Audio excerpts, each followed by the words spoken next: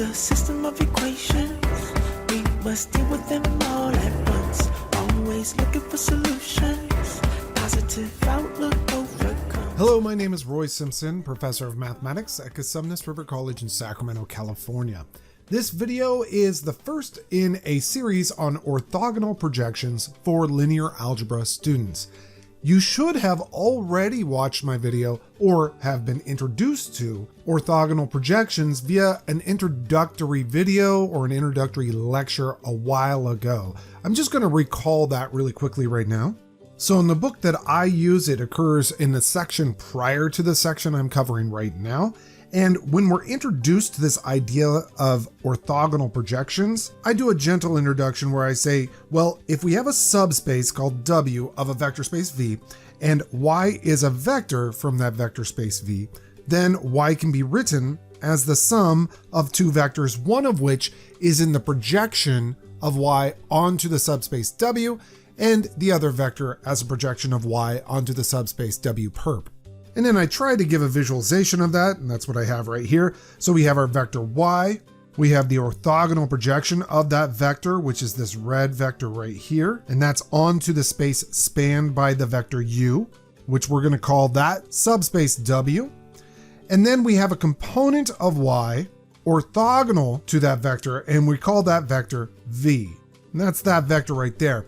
The sum of the vector V and the vector Ku, which is what I called this vector, which is also known as the projection of Y onto the subspace W, the sum of those two vectors is going to be Y itself. So Y basically has if you're willing to view it this way, a horizontal component and a vertical component. Now, obviously, that definition or explanation kind of loses its luster as you move out of R squared. Also, the fact is U is not horizontal and V is not vertical, so it also loses quite a bit of meaning just because it doesn't really fit those descriptions, but you get the idea. We then continued forward and we mentioned that the vector represented by the projection of Y onto the subspace W is this vector right here, Y dotted with U, where U is the vector whose span creates W, the subspace W. And so again, this is Y dotted with U over U dotted with U, or in other words, the norm of U squared. And that fraction that we just talked about right there, that's actually a scalar, but I told you that this projection is a vector, so what we do is we multiply that scalar times U, and then we get a scaled version of U, which, going back to the previous page, matches with what I've written here. The projection of Y on the subspace W is just a multiple of the vector U. Visually it makes sense, mathematically it makes sense, it just makes sense. But now our job is to extend that into a larger space, because the discussion we just had really placed the projection of Y onto a single dimensional space, which was the span of a vector U. But what if that's not the case? What if our vector Y is in R cubed, for example, and we want to know what the shadow of that vector is, which is what I would call that projection. We want to know what that shadow is on a plane that is isomorphic to R squared, but that plane is a subspace within R cubed. Let's get a visual of that actually. Now, let's suppose that these green vectors right here are the basis for my three-dimensional space. And to go into this theorem here and kind of match up what I'm drawing with what this theorem states, because I haven't even read the theorem, so it's probably a pretty good idea for me to go through and read this. Let's suppose that W is a subspace of a vector space V. Further suppose that W has an orthogonal basis S, which is U1 through UP. Now, one thing I want to mention here is when I wrote proof, I really never had the intention of really proving this, because the reality is I think you're going to lose a lot watching me prove something versus getting a visual justification of this theorem. The proof is usually in any really good linear algebra textbook, but the visual justification is actually much more impactful. So that's what I'm going to do here. So we have an orthogonal basis for our space. For this argument, I'm going to pretend as though our vector space is R cubed. But before I get into that, I should probably read the rest of this. I keep moving away from that. Sorry about that. Anyway, further suppose that W has an orthogonal basis, U sub 1 through U sub P, and that Y is in V. Then the projection of Y onto that subspace W is actually what we have written down before, but not just a single vector, because we're not projecting Y onto a single dimensional subspace. It is a multi-dimensional subspace that we're projecting Y onto, and so each basis vector of that subspace, or basically each dimension of that subspace, must have part of Y projected onto it. So if U sub 1 is a basis vector for our subspace W, then this is the weight of U sub 1 that will create the projection of Y onto W, plus all the other weights on their respective basis vectors, where these basis vectors are all orthogonal up to the weight on the basis vector U sub P. And remember, all of those weights are actually from the projection vector of Y onto the subspace W that we saw earlier. It's just Y dotted with the vector that builds that dimension over the vector that builds that dimension's norm squared times that basis vector. Visually, it sort of looks like this. You have these green vectors here. As I've drawn them, they are orthogonal. That plane is what is spanned by the vectors U sub 1 and U sub 2. And then you have this other vector I drew in here, and I drew that vector as orthogonal to that plane, but it actually doesn't need to be drawn orthogonal to that plane at all, because that vector really does not play a role in what we're doing. So I'll take it out. But then we have this vector Y, and this vector Y is actually not in this subspace W. But there is a way to represent the projection of that vector Y onto this subspace W. You have to kind of think of it this way.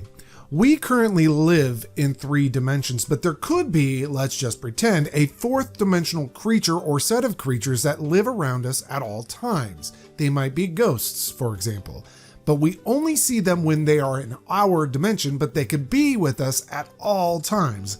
I'm just making this up spontaneously as an example. But the reality is they could project themselves into our existence, and we can think of the way that projection is done as a mathematical projection onto our subspace. Let's go ahead and draw that out.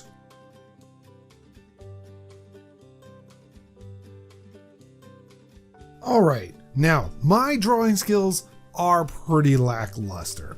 However, I hope you can see, and let me get rid of the fluff here.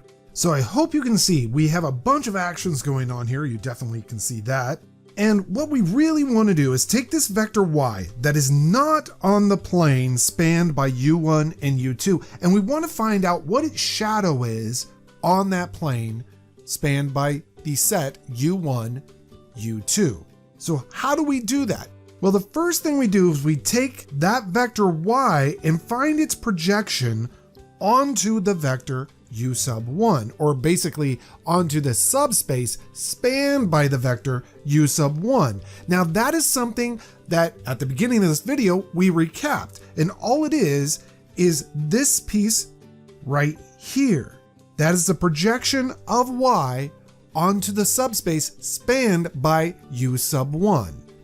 Then we're also going to look at the projection of Y onto the subspace spanned by U sub 2. That's that orange vector. Now remember, these vectors are actually orthogonal, and what we can do is we can actually add those 2 vectors together to get to that shadow, and that shadow, that grayish shadow there, is a projection of Y onto the subspace W, which is, remember, the subspace, which is the span of both U1 and U2. And you can see geometrically that if you take the projection of Y onto the subspace spanned by U2 and move it over to here, you can tell by geometric vector addition that that yellow vector plus the orange vector does become that gray vector. And remember, the yellow vector is a projection of Y onto the subspace spanned by the vector U sub 1, and the orange vector is the projection of Y onto the subspace spanned by U sub 2. Now again, this is not a proof of the theorem, but it's a way you can visualize the fact that when you're trying to decompose y, which is a vector in a parent space, right? A larger vector space, and you're trying to decompose its shadow that's being cast onto a lower dimensional vector space, as long as you have an orthogonal basis for that lower dimensional vector space, you can write that vector for that shadow as the sum of the shadows on each of those subsequent subspaces generated by those orthogonal basis vectors. And that's what this is. So if I was taking a y that is, let's pretend in R13, and I'm finding its projection into a subspace that is, let's just pretend R5, where the subspace has orthogonal basis vectors, then I could find that projection or the shadow of that vector onto the span of the first orthogonal basis vector, then find the shadow of that vector y onto the span of the second orthogonal basis vector, and so on and so forth until I find the shadow of y onto the span of the fifth basis vector. And if I sum up all those subsequent little shadows, they drive me to the actual shadow of y onto that subspace W, which in that example I was just mentioning could be R5. Now, geometrically, I could not draw that. Now, this is pretty heavy. A lot of people have a hard time kind of visualizing this at first, but just think about it. You're just breaking a vector down into its component pieces.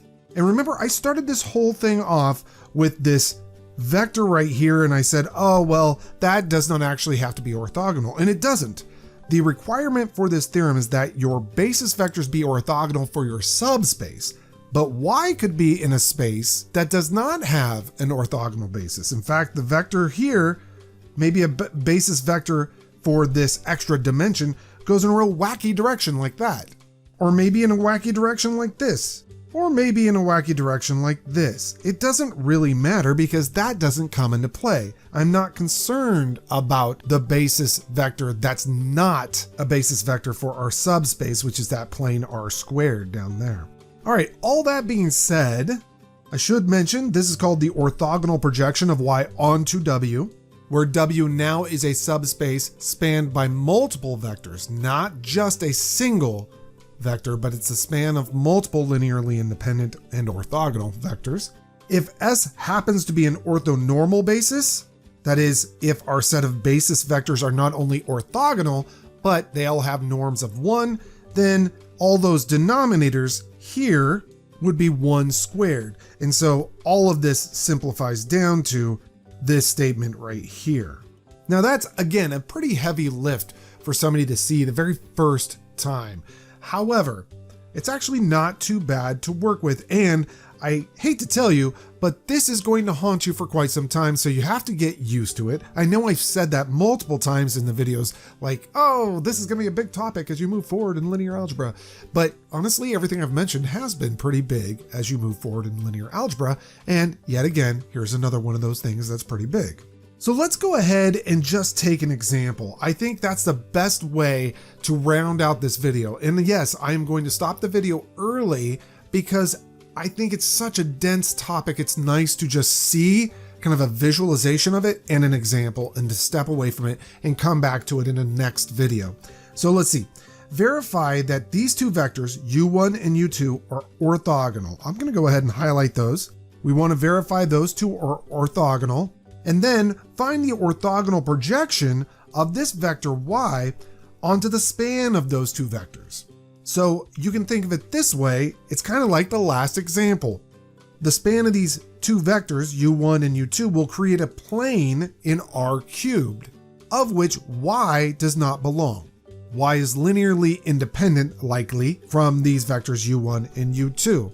And we just want to know, what's the shadow of y onto that plane look like as a vector?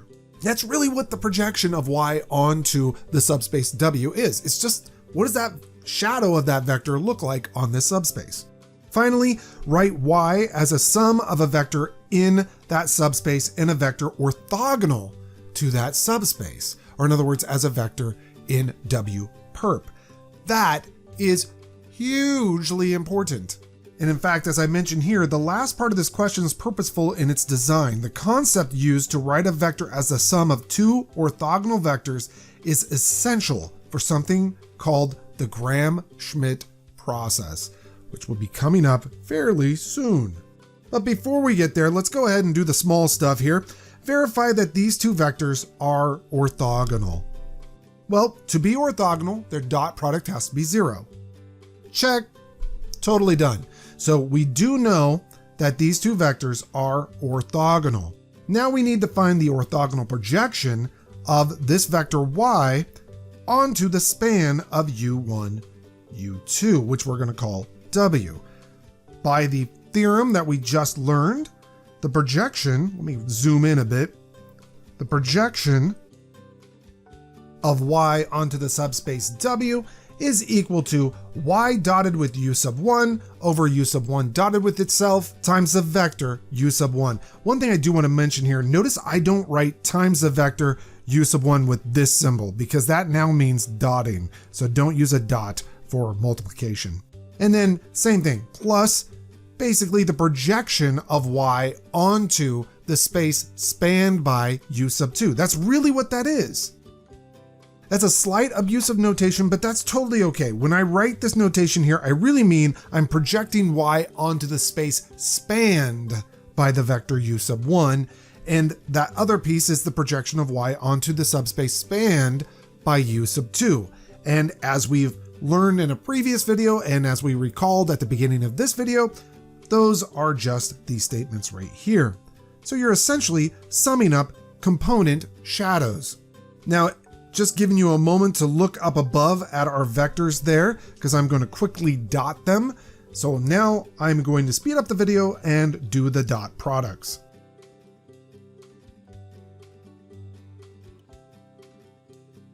Now I gotta be honest with you, I definitely did not try this problem beforehand, and the numbers are not fun. You can easily see that. However, you get the idea. It's just really mechanical.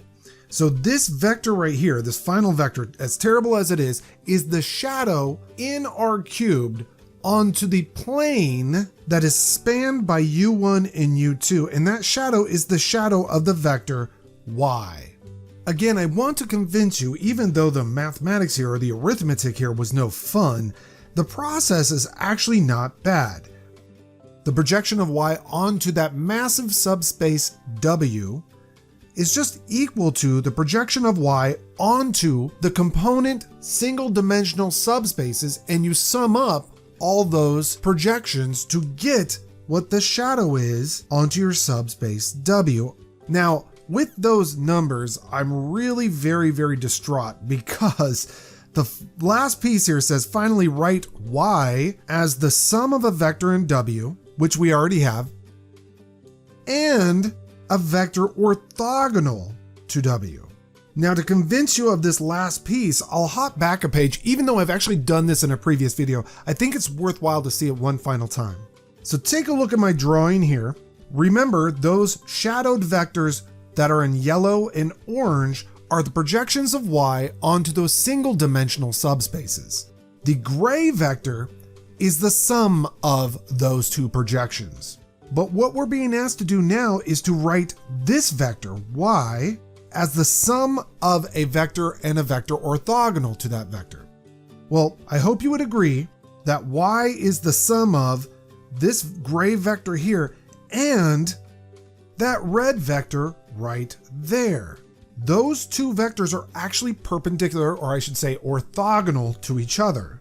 I tried my best to draw a right angle in there, and for some reason I just failed completely. But anyway, that red vector is orthogonal to our projection of y onto the subspace w. In fact, we would call it the projection of y onto w perp, the subspace perpendicular to the subspace w.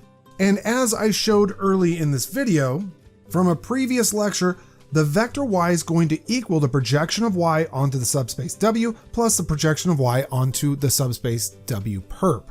So, if y is equal to the sum of those two things, and we happen to already know what y is, it's 2, 2, negative 1, and we happen to know what the projection of y is onto the subspace W, it's this terribleness right there, then it shouldn't be too difficult for us to find a vector orthogonal to W such that that vector plus the vector that's orthogonal to that will equal y. I just need to solve to find out what that vector is. So subtracting this ugliness from both sides, we get the following.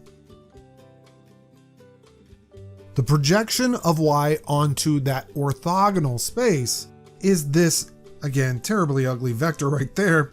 And so therefore, when we're asked, oh, could you please write y as the sum of a vector in W and a vector orthogonal to W? We've got them ready to go. Y is going to equal that mess right there. Those vectors are actually orthogonal to one another. And you could double check that by taking their dot product. I promise it will be 0. So there you go. That actual full example shows you how to do this for any style of problem. It's a worst case scenario because of all the fractional arithmetic involved, but there you go. You now know how to find the shadow or the projection of a vector onto a subspace which has an orthogonal set as its basis. Remember, the theorem that we've been introduced to here, which is called, by the way, the orthogonal decomposition theorem, requires those basis vectors to be orthogonal. So make sure that you start with an orthogonal basis. If you have an orthonormal basis, that's even better. All right, that does it for this video. I know that it's real beefy, but I hope my terrible drawings help out a little bit. I hope you have a wonderful day and that you maintain yourself as a great human being. It's the system of equations. We must deal with them all at once. Always looking for solutions. Positive outlook overcomes obstacles getting in our way. Cause affects more than we can sometimes see. Things for what they are and work together until you feel at peace. Says, listen close. Don't talk too much that isn't kosher. You may really hurt inside. It doesn't justify you to speak too loud and cry.